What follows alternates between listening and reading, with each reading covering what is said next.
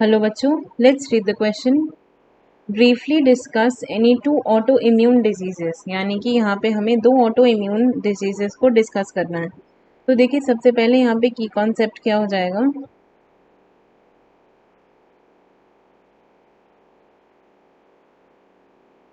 Auto immune disease.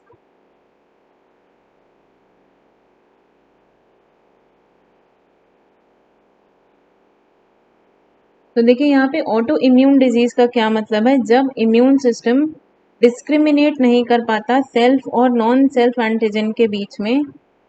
whenever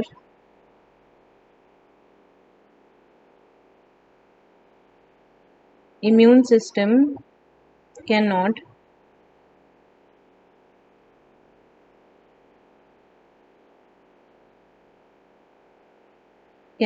differentiate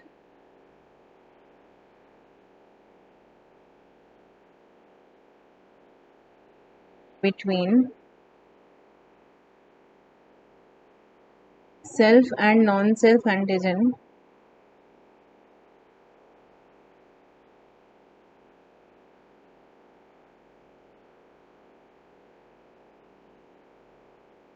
it starts producing. जब ये self और नॉन सेल्फ के बीच में अंतर नहीं कर पाते एंटीजन में, it starts producing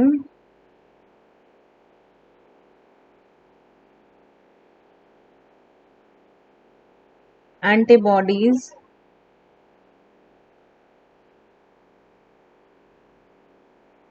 against own antigen, against self antigen. जब बॉडी में ही प्रेजेंट किसी अपने बेनिफिशियल एंटीजन को वो रिकॉग्नाइज नहीं कर पाता है, तो वो उसी के अगेंस्ट जो है एंटीबॉडीज को क्रिएट करने लगता है. इसीलिए हम इसे क्या कहते हैं, auto immune disease against self antigen. This is called auto immune disease.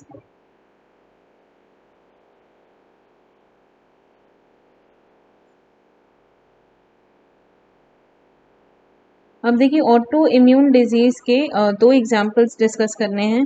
तो हम सबसे पहले एक डिस्कस करते हैं rheumatoid arthritis, which is a very famous and very important example. Rheumatoid arthritis,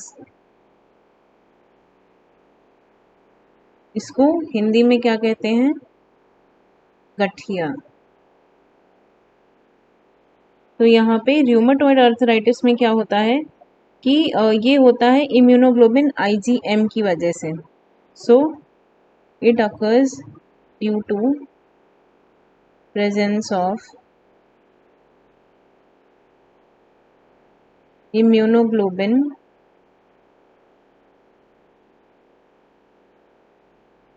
IgM. IgM की प्रेजेंस की वजह से ये सिम्टम, ये बीमारी हमें होती है. और इसके प्राइमरी सिम्टम्स में क्या है, इसमें क्या होता है, सिनोवियल मेम्ब्रेन, जो हमारे जॉइंट्स होते हैं उनकी सिनोवियल मेम्ब्रेन में इन्फ्लेमेशन हो जाता है. Inflammation in the joint synovial membrane.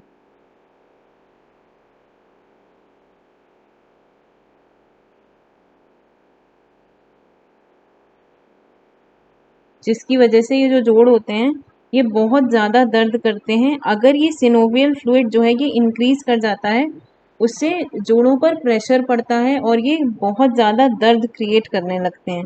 और इसके बाद ये जो मेम्ब्रेन है, सिनोवियल मेम्ब्रेन, इफ़ अनट्रीटेड, अगर यहाँ पे if untreated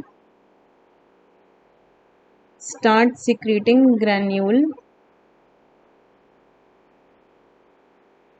starts secreting pannus granules.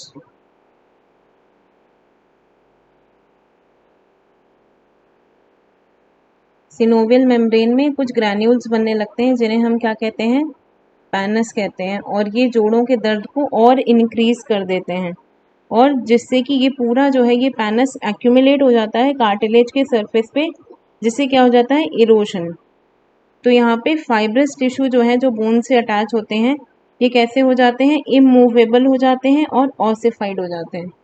So it makes joints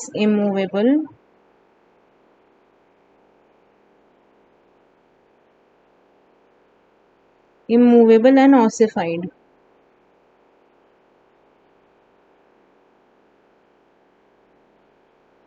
यहाँ पे जॉइंट्स का पूरा ऑसिफिकेशन हो जाता है, कार्टिलेज पे पूरा उसको सरफेस पे पैनस एक्यूमुलेट हो जाता है. तो इसकी वजह से इसका जो पेशेंट है उसको बिल्कुल चलने में बहुत ज़्यादा दिक्कत होती है. और इसके ट्रीटमेंट में देखिए जनरली जब ये बढ़ जाता है तो यहाँ पे सिर्फ एक जॉइंट रिप्लेसमेंट का ऑप्शन रहता है. There is a joint replacement surgery.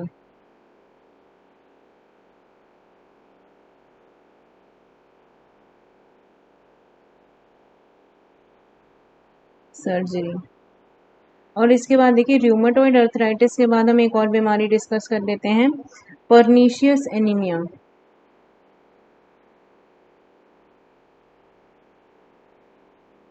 Pernicious anaemia,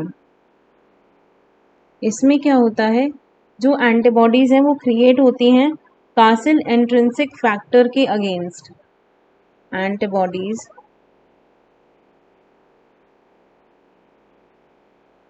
created against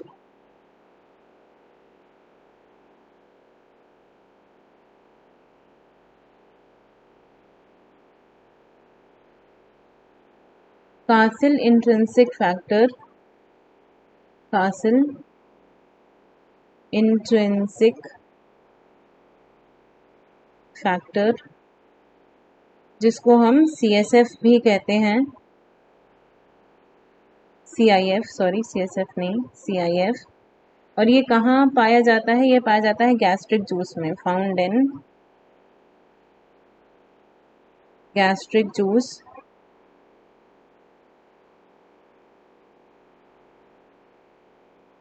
और इसका काम क्या होता है, विटामिन B12 का एब्जॉर्प्शन. फॉर विटामिन B12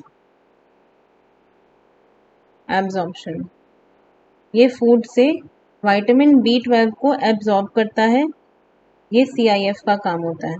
और जब इनके अगेंस्ट एंटीबॉडीज क्रिएट होने लगती हैं तो यहाँ पे क्या होता है, विटामिन B12 का एब्जॉर्प्शन जो है वो रुक जाता है. एब्जॉर्प्शन स्लोज या स्टॉप्स, जिसकी वजह से ये जो विटामिन B12 है ये ब्लड फॉर्मेशन में भी मदद करता है, due to which blood formation भी डिक्रीज कर जाता है, पर्सन बहुत वीक हो जाता है, ब्लड फॉर्मेशन डिक्रीज. और विटामिन B12 की बॉडी में कमी भी हो जाती है, जिसकी वजह से आपका ब्लड फॉर्मेशन डिक्रीज कर जाता है.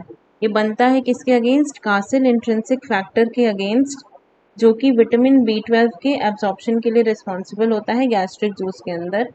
Pernicious anaemia, this is an auto immune disorder. और इसके अलावा एक हमने बात की र्यूमेटॉइड अर्थराइटिस की, जिसमें ये किसकी वजह से होता है, इम्यूनोग्लोबिन IgM की वजह से. और इसमें क्या होता है, inflammation in the joint of synovial membrane, joints के सिनोवियल मेम्ब्रेन का इन्फ्लेमेशन है ये. And this is also a auto immune disease. I hope you understood it well. Best of luck.